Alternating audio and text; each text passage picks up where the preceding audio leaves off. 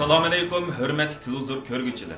Dünya Uyğur Qurultayı Tor televiziyasının günlük xəbərlər proqramımıza xoş gəldinizlər. Mən İftixar Abdurşid. Hörmətli görürmənlər. Tövəndə diqqətinizlər günlük xəbərlər proqramımızın təfsilatı bolsun. 17 Avqust günü Dünya Uyğur Qurultayı bilan Uyğur Kişilik Hüquq Quruluş namida Şərq Türkistan xalqiga qarta irqi qırğınçılıq və insaniyyətə qarşı cinayət sodir qılğan Xi Jinping başçılığındakı 30 nəfərdən artıq Xitay əməldarı üstüdən Argentina federal sotçular heyətiga sunulğan əriznamada Londonda qurulğan Uyğur sot kollegiyasida guvohlik bergan 50 nəfərdən artıq kişi şahid qılıb ko'rsatildi. Bularning ichida Uyg'ur, Qozoq va o'zbeklardan tarkib topgan butun lager shohidlari, hatto bir nafar sobiq Xitoy soqchisi bor. Undan boshqa yana London sotida guvohlik berolmagan yangi shohidlarmi bu qitimqi ariznomadan o'rin oldi. Agar mazkur ariznoma Argentina federal sotchilar heyeti tarafidan qabul qilinib, rasmiy tekshirish boshlatilgan taqdirda, ariznomada ismi o'rin olgan bir qism shohidlar Argentina sotiga bevosita guvohlik berishga taklif qilindi. Dünya Uyğur Qurultayı bilan Uyğur Kişilik Hüquq Quruluş nomida Argentina sotiga ariznoma sunilganligi haqidagi xabar Argentinaning eng nopuzli matbuotlarining biri hisoblangan La Nación gazetida nihoyat keng doirada xabar qilinishi Argentinaning har qaysi sohalarining zo'r diqqatini qo'zg'agan edi.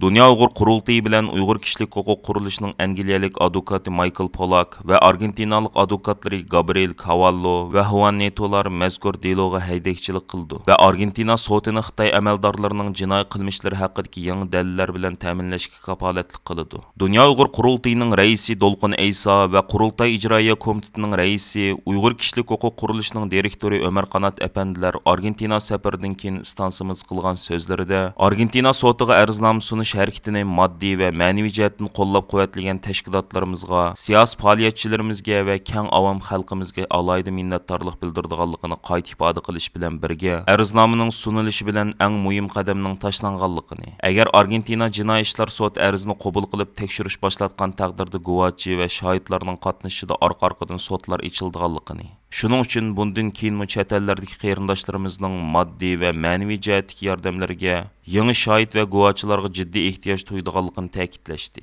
Dolqin Aysa apandimiz so'zda yana Argentinaning davlat tili ispancha bo'lgani uchun navbatda ispancha bildigan qarindoshlarimizga jiddiy ehtiyoj tuyayotganligini, agar ispanchani ravon bildigan qarindoshlarimiz bo'lsa, o'zlarini qurultay markaziy organiga darhol ma'lum qilishini, ularning tarjimonlik uchun g'arbning o'lchami bo'yicha muvofiq haq berilganligini alohida ta'kidlab o'tdi. Uyghur irqi qirg'inchiligiga qarshi xalqaro harakatda har qaysi ellardagi Yahudi jamoatlarining oldingi safda yer ilishi va Uyghur irqi qirg'inchiligiga munosabat xabar maqolalarining Isroiliyaning asosli matbuotlarida pat-pat o'rin olishi Xitoy hokimiyatini qattiq bearam qilgan. İkinci Dünya urushidan keyin endi asla takrorlanmaydi deyilgan natsist lagerlarining bugungi kunda Sharq Turkistonda takror o'ttirg'i chiqishi ayni chog'dagi natsistlarning eng zo'r qurboniga aylangan Yahudi xalqini dahshatga tushirgan va keyingi yillardan buyon har qaysi Yahudi jamoatlari Xitoyning jazo lagerlari tuzumiga qarshi umumyuzlik harakat boshlatgan edi. Axios Tor'ning xabarida ko'rsatilishicha, yaqinda Xitoy hukumati Uyg'urlar masalasi tufaylidan rasmiy holda Isroiliyani ogohlantirgan. Xabarda aytilishicha, Xitoy Kompartiyasi Markaziy komiteti tashqi aloqa bo'limining boshlig'i Liu Jianchao yaqinda Isroiliyaning Beijingdagi bosh elchisi Eret bin Abbaga Amerika bilan bo'lgan munosabatda Amerika hukumatining besimini deb o'zlarining Beijing bilan bo'lgan munosabatini buzib qo'ymasligini ogohlantirgan. Shuningdek, o'zlarining Isroiliyadagi Yahudilarga o'xshashli g'arb jahongirligining ziyonkashligiga uchragan xalq ekanligini eskartgan. U bu vaqtdagi so'zida Isroiliya hozir biz bilan qanday munosabatda bo'lishini belgilaydigan ochqishliq nuqtada turmoqda degan. Xabarda aytilishicha, Liu Jianchao Isroiliya hukumatining Birlashgan Davlatlar Tashkilotida Uyg'urlar irqiy qirg'inchilik uchrayotidi degan masalada Amerika bilan bir safda turganligini ayblagan. Shundaqli ularni Amerika boshlagan patqoq patmaslikka da'vat qilgan. U bu vaqtda qilgan so'zida Amerika hozirgacha Afg'oniston va Iroqda urush qo'zg'agan bo'lsa-mu, hukumatimiz o'tgan 40 yilda bir payim o'q chiqargani yo'q degan. Ammo Isroiliya bosh elchisi bizning o'z oldiga mustaqil diplomatiya siyosatimiz bor degan. Hamda navbatdagi maydonni o'zgartmaydiganligini bildirgan. Isroiliya hozirga qadar BDTda Xitoyning Uyg'urlar ustidan yurgizib kelayotgan jinoiy qilmishlarini ayblab birlashma imzoliq bayonot e'lon qilgan davlatlar qatoridan izchil holda o'rin olib kelgan edi.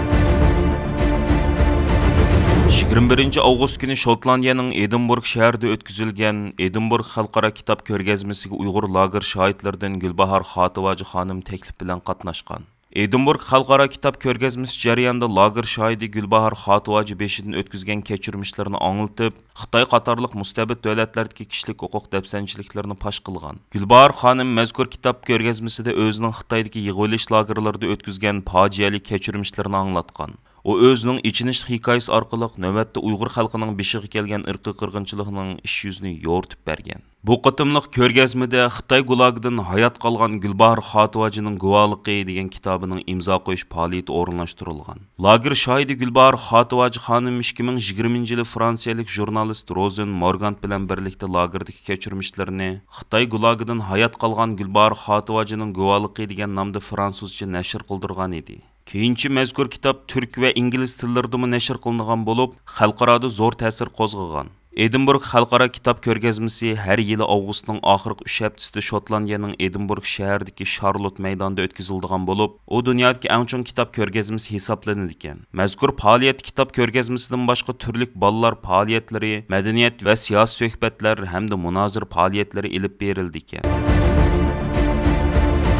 Xitoy hökuməti Peyğəmbər əleyhissalamның sünnəti bo'yicha ish qilyotidi deb chalva qilgan va Xitoyning Sharq Turkiston siyosatini maqtab ko'k ko'tarib Uyg'urlarni terroristlik bilan ayblab kelgan Pokistonning sobiq bosh ministri Imron Xon yaqinda terrorlik va og'dirmichilik bilan ayblanib qo'lga olinish oldida turmoqda ekan. Navbatda bu voqea har qaysi axborot vositalarining diqqat markazida bo'lib qolgan. Washington Post gazetining 22 avgustdagi xabarda aytilishicha, 2021 aprelda og'dirib tashlangan Imron Xon o'zining millionlarcha agashuvchilarini hukumatga qarshi namoyish qilish qudratganligi hamda Pokistondagi armiyani tanqidlashga bo'lmaslik andizasini buzib tashlab, armiyaga haqorat qilganligi sababli qo'lga olinish qismatiga duch kelmoqda ekan. Navbatda uning himoyachilari Imron Xonning turalg'usini qatma-qat o'rib olgan holda soqchilarning qo'lga olishiga qarshilik ko'rsatmoqda ekan. Xabarda aytilishicha, Imron Xon 20 avgustdagi namoyishda Pokistonning bosh soqchi amaldorini va bosh soqchisini ayblab, biz sizlarni kechirmaymiz, aksicha sizlarni sotqa beramiz degan. Pokiston soqchi doiralari uning bu so'zlarini terrorlik va og'dirmichilik deb qarab, Imron Xon bundoq deyish orqali xalqni zo'ravonlikqa,